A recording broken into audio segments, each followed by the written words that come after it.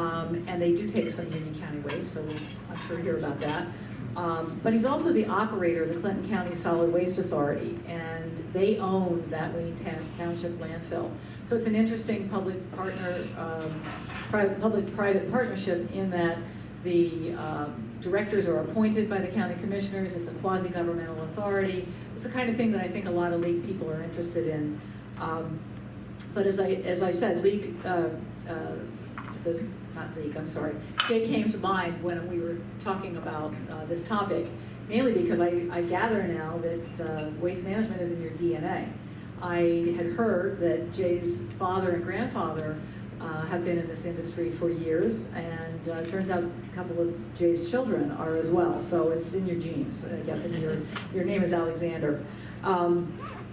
Really, that landfill up there and the authority is well known across Pennsylvania and probably beyond for some innovative things that they're doing. I mean, they even have connections with owning rail track within the property, and so I'm not going to get into the details of Jay's business. I think that's what we want to hear from him. But he's really here to, I think, inform us about the market. But he's also given us another opportunity, which I want to make sure I'm going to start passing these around. Jay has offered that anyone who wants to take a field trip, take a drive up to Clinton County, can do so. So we've got a couple of dates on the sign-up sheet, and depending the day that most people can go, I think we'll try to put together a field trip. And the forum committee, headed up by Mary Zimmerman, was very interested to try to give us some opportunities to expand our knowledge, not just from lectures that we get here and policy discussions, but actually a visual on what this industry is all about.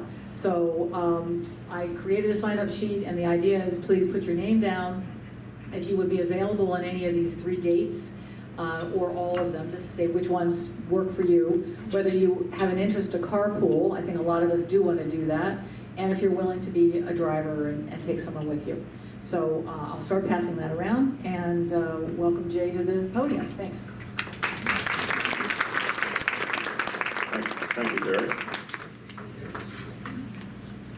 So Terry reached out to me and updated me on what the group works on and the conversation about recycling and how active this group was in recycling in the late 80s when modern day regulations come off the ground. So I appreciated the invite and thought I would try to share what I know to be facts about today's recycling world, which are drastically different than when this, what we call modern day recycling, has come about. But first off, a little history. The Clinton County Solid Waste Authority was created in 1972 by the Clinton County Commissioners, as Terry mentioned. So it's essentially a spin-off arm of Clinton County that separates the liability much the same as a water authority or sewer authority does from a local municipality. So it's a standalone corporation.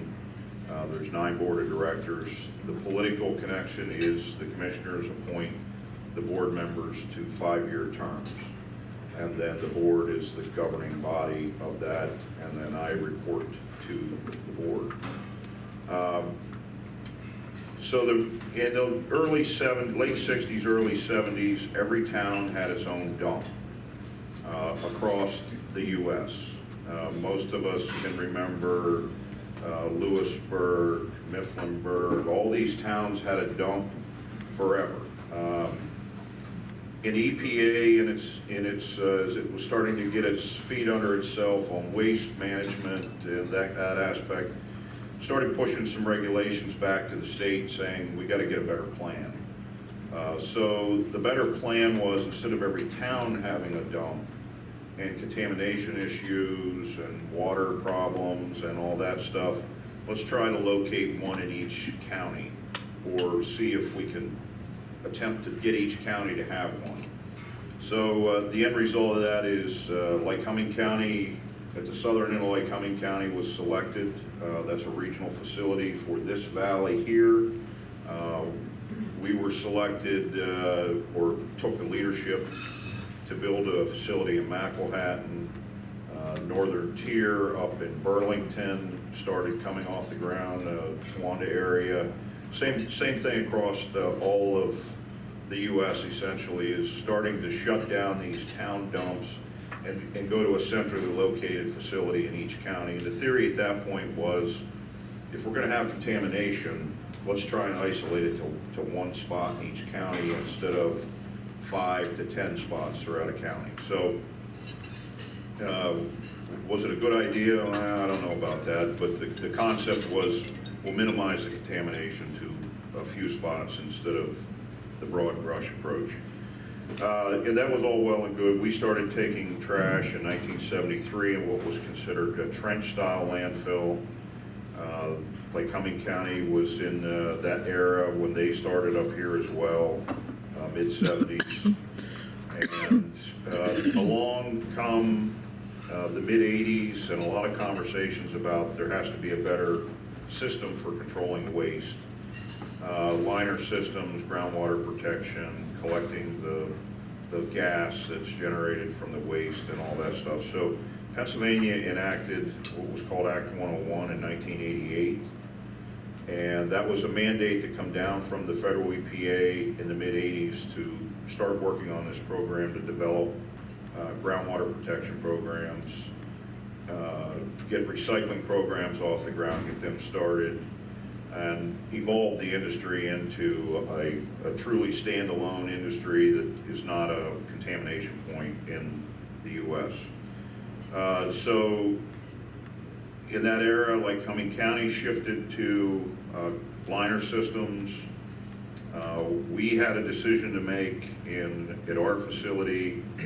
We either commit to building what was called the Subtitle D facility, which is the liner systems, leachate collection, gas collection, or we slowly phase down and close the landfill. So the board thought it was best to have a disposal facility in the region, and we built, if anybody travels on 220, if you're going from Jersey Shore to Lock Haven, in the 70s and 80s, the disposal was on the right-hand side of the road or the north, and in the 90s, we started on the left-hand side of the road towards the Bald Eagle Mountain, and that was the modern-day landfill. So we slowly ramped down the north side landfill and closed it and capped it to keep ground or surface water from getting into the waste because it didn't have a liner system under it.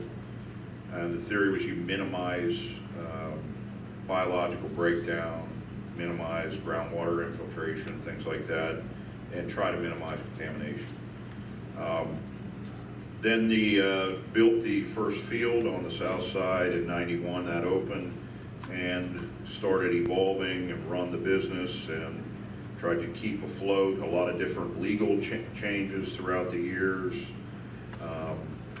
One of the examples was in 1994, there was a Supreme Court case that was challenged, and the ruling come down from the Supreme Court that geographical flow control wasn't legal. Well, leading up to that, we had what we called geographical flow control. So we mandated Clinton County trash and Center County trash to come to our facility.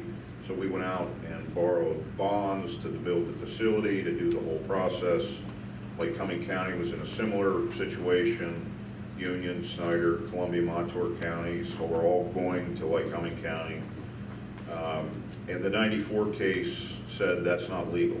So that basically evolved the industry into a competitive nature where you have to compete to get business or you sell out to one of the big companies. There was really no middle of the road.